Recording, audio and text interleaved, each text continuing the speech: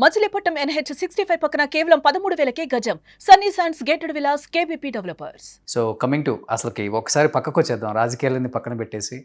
ఇప్పుడు దాకా గారు గారు అని ఎంత గౌరవంగా సంబోధించుకుంటున్నారు. తప్పకుండా ఇది కొన్ని కోట్ల మంది చూశారు కాబట్టి తప్పదు. బట్ ఇవన్నీ పక్కన పెడితే కాంగ్రెస్లో చాలా సీనియర్ నాయకులు అంటే మీ పేరే ఫస్ట్ వస్తుంది డెఫినెట్గా. ఎందుకంటే మీరు కాంగ్రెస్ పార్టీలోకి వచ్చినప్పటికీ బట్టి గారు లేరు, ఉత్తమ్ గారు లేరు, కోమటిరెడ్డి గారు లేరు, ఎవరు లేరు. కోమటిరెడ్డి గారు ఉన్నారు అప్పుడు కోమటిరెడ్డి గారు, అంజన్ కుమార్ వీళ్ళు ఉన్నారు ఒకే టైం. వాళ్ళు నాకంటే వయసులో పెద్దవాళ్ళు, నాకంటే ముందు నుంచి ఉన్నారు వాళ్ళు. చిన్నారెడ్డి గారు ఉన్నారు. ఓకే. కానీ ఉత్తమ్ గారు 94లో వచ్చారు. బట్టి గారు కూడా ఉన్నారు కానీ యాక్టివ్గా లేరు, ఆయన చదువుకుంటా ఉన్న టైంలో. ఓకే. శ్రీధర్ బాబు గారు కూడా 99లో వచ్చారు. ఓకే. మేము ఉన్న టైంలో చాలా కొద్ది మందే ఉన్నారు ఇప్పుడున్న దాంట్లో. సో చాలా తక్కువ మంది తెలుసు మీరు రేవంత్ రెడ్డి గారు క్లాస్మేట్స్ అని, జాన్ జబ్బా ఫ్రెండ్స్ అని. అసలు మీ ఫ్రెండ్షిప్ గురించి ఏం చెప్తారు? స్కూల్లో ఎలా ఉండేవాళ్ళు, కాలేజ్లో ఎలా కాదు? మేము ఏవి కాలేజ్ అని ఆంధ్ర విద్యాలయ అని దోమలగూడలో ఉంది. దాంట్లో మేము ఇద్దరం క్లాస్మేట్స్. 89-92 బ్యాచ్ మాది. డిగ్రీ క్లాస్మేట్స్ మేము. ఓకే. మేము చేసింది BA ఆఫీస్ మేనేజ్మెంట్, అంటే economics, public administration plus office management, ఈ 3 సబ్జెక్టులు ఉండేవి మాకు. సాంస్క్రిట్, ఇంగ్లీష్ ఇవి కాక.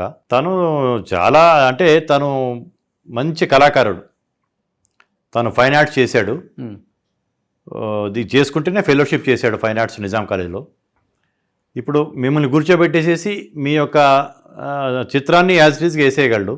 అవునా? ఒకనొక టైంలో చాలామంది తెలియని విషయం ఏంటంటే, మైక్రోసాఫ్ట్ వాళ్ళు తెలుగు లిపి తయారు చేయాలన్నప్పుడు ఫస్ట్ రేవంత్ రెడ్డి గారి యొక్క హ్యాండ్ రైటింగ్ చూసిన తర్వాత రేవంత్ రెడ్డి గారిని అప్రోచ్ అయ్యారు. ఓకే. మైక్రోసాఫ్ట్ ఆయన హ్యాండ్ రైటింగ్ అంత బాగుంటుంది, అంత ముత్యాలలాగా ఉంటుంది తన అక్షరాలు. ఓకే. అంటే ఆ టైంలో తను వాళ్ళ తమ్ముళ్ళు ఇద్దరు అమెరికాలో ఉండటం, తను ఆ టైంలో అమెరికాకి వెళ్ళటం, టైం దొరకక అప్పుడు బాపు గారి దగ్గరికి వెళ్ళి బాపు గారితో తెలుగు రిపేర్ ఆపించుకున్నారు. ఓకే. అంటే బాపు గారిని సంప్రదించడానికి ముందు మైక్రోసాఫ్ట్ వాళ్ళు సంప్రదించింది రేవంత్ రెడ్డి గారిని. ఇది ఎవరికి తెలియదు. బాపు పెద్ద గొప్ప దర్శకుడు, మంచి చిత్రకారుడు అనేది అందరికీ తెలుసు సమాజానికి. అంటే బాపు గారికి సమానుడు, బాపు గారికి కుడియడముగా ఉంటాడే కానీ అటువంటి ఇది టాలెంట్ అనేది చాలా ప్రజలకు తెలియదు. ఓకే. ఫస్ట్ నుంచి కూడా కష్టపడే తత్వం ఉన్న మనిషి. కాలేజీలో మేమందరం కలిసి సరదాగా తిరుగుతుండే వాళ్ళం. కొంచెం మాది కోయెడ్ కాలేజు. మా క్లాస్లో 8 మంది అమ్మాయిలు ఉండేవాళ్ళు, 32 మంది అబ్బాయిలు ఉండేవాళ్ళు, 8 మంది అమ్మాయిలు. మేము మిగతా క్లాస్మేట్స్ శ్రీలక్ష్మి, శ్రీదేవి, ఇట్లా మా బిందు అని మా క్లాస్మేట్స్ అందరితో మేము సరదాగా మాట్లాడుకున్నా కానీ ఏనాడు రేవంత్ రెడ్డి గారు అమ్మాయిలతో మాట్లాడటం అనేది నేను చూడలేదు ఆ 3 సంవత్సరాల్లో. అమ్మాయిలు ఏదైనా పలకరిస్తే అలో అనుకుంటా పక్క నుంచి వెళ్ళిపోయేవాడు కానీ వాళ్ళతో మాట్లాడటం కానీ సరదాగా కూర్చోటం కానీ చేసేవాడు కాదు. తనకి బాగా పరిచయస్తులతోటే తను ఫ్రీగా మాట్లాడగలడు కానీ అందరితో ఇదిగా ఉండేవాడు కాదు. కొంచెం బిడియంగా ఉండేవాడు, ఎక్కువ అయితే బిడియంగా ఉండేవాడు. తనకి నచ్చిన వాళ్ళతోనే ఓపెన్ అవుతాడు. ఇప్పుడు కూడా రాజకీయాల్లో కూడా తను ఇప్పుడు ముఖ్యమంత్రి, రాష్ట్రానికి ముఖ్యమంత్రి. తనకి బాగా సన్నిహితులతోటే తను సరదాగా ఫ్రీగా ఉంటాడు. మిగతా వాళ్ళతో కూడా గౌరవిస్తాడు అందరికీ.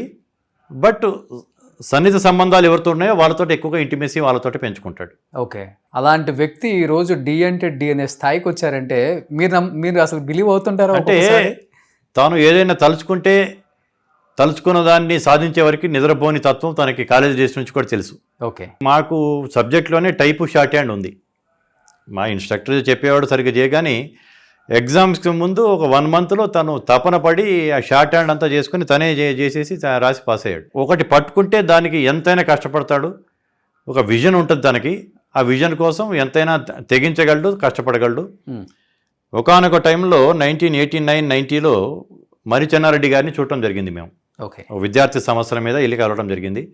తర్నాకలో ఉండేవాడు ఆయన. అప్పుడు ఇప్పుడున్నంత సీఎంస్కి ఉన్నంత హడావుడి కానీ సెక్యూరిటీ కానీ ఇంత హైప్ ఉండేది కాదు, సాధారణంగా ఉండేది. చెన్నారెడ్డి గారిని చూసి వచ్చిన తర్వాత సరదాగా మేము కలిసి వస్తూ ఉంటే ఎప్పటికైనా నేను ముఖ్యమంత్రి అవుతా అని చెప్పేసి అన్నాడు చెన్నారెడ్డి గారితో 1990లో.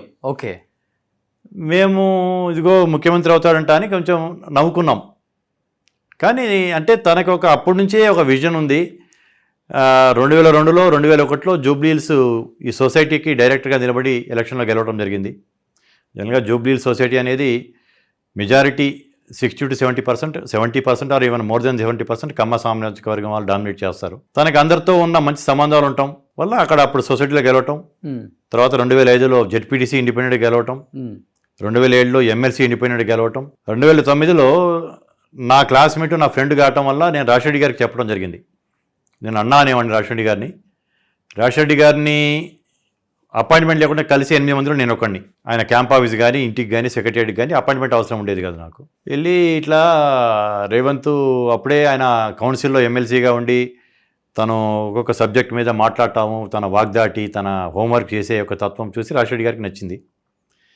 ఒకసారి ఏంది నీ ఫ్రెండ్ అంట కదా అని చెప్పి అడిగితే అవునన్నా నా క్లాస్మేటు అని తర్వాత రాజశేఖర్ గారు అడిగారు నీ గురించి, రాజశేఖర్ గారిని కలవటానికి వస్తావా అని చెప్పి అడగటం జరిగింది.